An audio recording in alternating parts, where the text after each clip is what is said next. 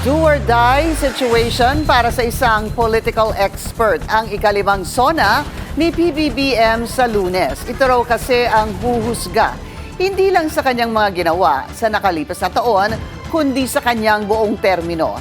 Narito ang special agenda report ni Ivy Reyes.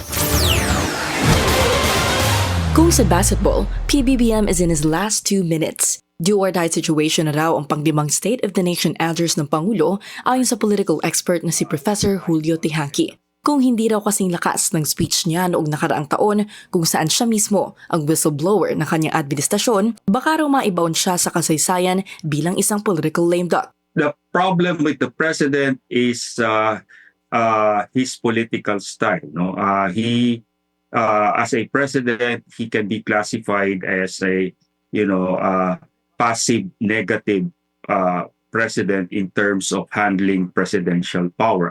Nang hiyain daw ni PBBM ang Kongreso noong 2025, malaki raw ang political advantage ng Pangulo. Pero nang umandar na ang investigasyon, tila hindi raw na-sustain ang kanyang momentum.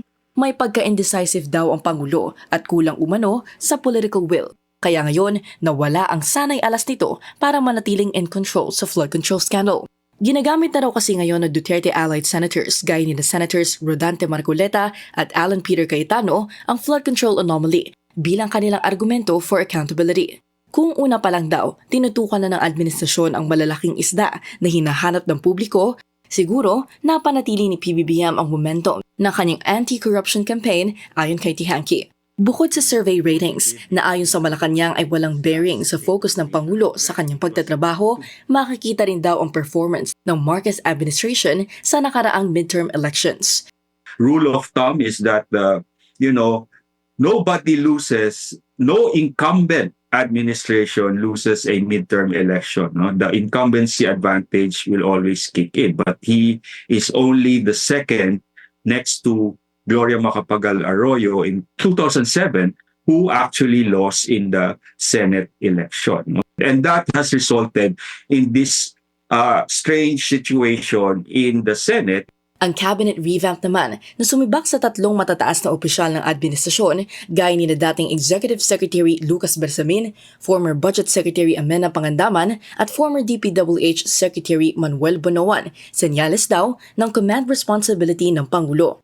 Mistulang puntos naman ang appointment ni DPWH Secretary Vince Dizon sa ngayon pinaka-kontrobersyal na sangay na gobyerno. For every Ted Herbosa, there should be more Vince Dizons, right? Para naman sa Malacanang, walang pangamba ang Pangulo nang magsimula ang sibakan sa gabinete. Alam niya na may matatamaan kasi ano ba yung inuna niyang pagpapaimbestiga? Nauna nga yung sa panahon niya eh. So, in-expect niya yon. Ngayong balik gobyerno na si Pangandaman at ang dating alyansa senatorial candidate na si Cabinet Secretary Benher Abalos, buo raw ang tiwala ni PBBM sa kanyang mga pinili. Kasi ito na, pinili niya na to eh. Hindi na parte to ng unit team. Di ba? Hindi na to parte ng unit team lang, di ba? So ito yung mga opisyal na pinili niya na at talagang nandoon yung tiwala niya. Privately, informally, ay tumutulong na. Si Cabsec Benhar Abalos. So, hindi ba mahihiya yung isang cabinet secretary na siya tatamad-tamad? Diba? Mahihiya ka sa Pangulo mo, yung Pangulo mo sipag-sipag, tapos ikaw hindi ka magtatrabaho. Ay, meron palang hindi nagtatrabaho. Sorry. Sa kabila ng pagkapalit liderato bilang reforma, para kay Teehankee, hindi pangkaraniwan na ang Pangulong nagbunyag ng iskandalo ay nalusutan ng mga kalaban sa politika. It could have been,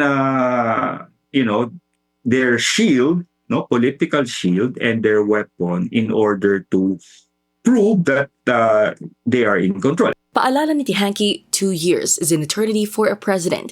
Marami pa raw pwede mangyari bago siya bumaba sa pwesto. Pero ang sonang ito ang huhusga sa legasiyan ng Pangulo. Para sa agenda, Ivy Reyes, Billionaire News Channel. Mag-follow sa aming mga social media accounts at mag-subscribe sa aming YouTube channel para sa pinakahuli at eksklusibong mga balita.